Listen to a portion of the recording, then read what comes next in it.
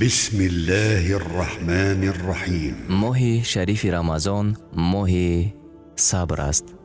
ماه شریف رمضان ماه عبادت هاست و باز ماه شریف رمضان ماهی است که در آن نفس خود را به تنظیم می درآوریم و مسلمان کامل محض در آن همین ماه بر نفس خود غالب می شود.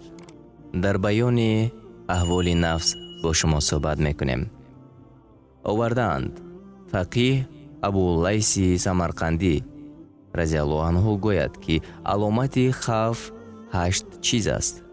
اول زبان خود را از دروغ و غیبت، از سخنهای بیهوده نگاه داشته به ذکر و تلاوت قرآن و مذاکره علم مشغول باشد.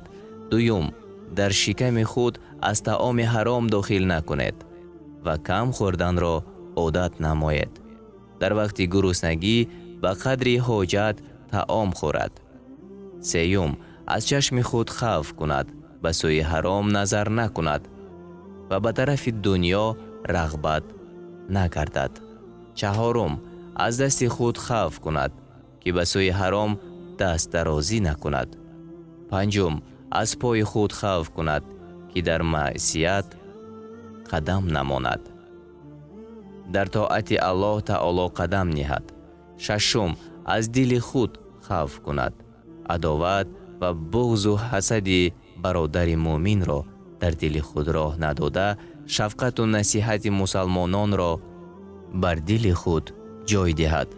هفتم، از امر و طاعت ترسد، عبادت را خالصا لله کرده به نفاق و ریا نکند. هشتم، از گوش خود خوف کند، سخن ناجا را گوش نه اندازد، سخنهای حق را گوش دهد.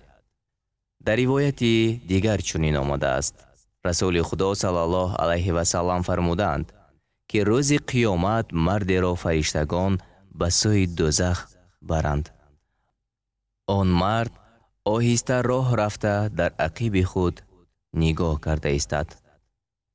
فرشتگان او را رانند. باز آن مرد به نصف راه ایستاده در عقب خود نگاه کند. باز فرشتگان پیش اندازند.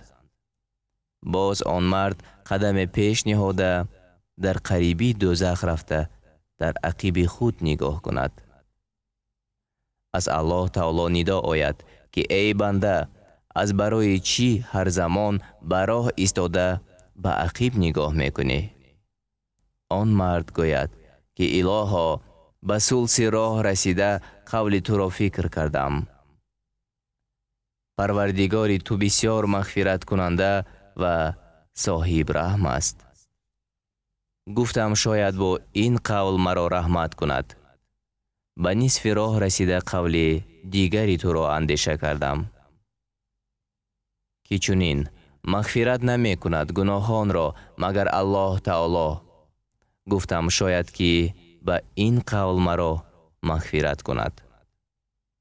چون به اینجا رسیدم قول دیگری تو را فکر کردم که بگو ای بنده ها، آنچنان بنده هایی که اسراف کردید بر نفس های خود ناامید نشوید از رحمت پروردگار. گفتم شاید که به این قول مرا مغفرت کند. ندا آید که ای بنده، امید کردی مغفرت کردم تو را و داخل بهشت گردانید. ای برادر مومن، اگر عاقل باشی از ترس الهی در سحرگاهان آب چشم خود را بریز و به گناهان اعتراف کرده توبه را پیشه خود گردان. الله تعالی توبه کنندگان را از درگاه خود محروم نگرداند.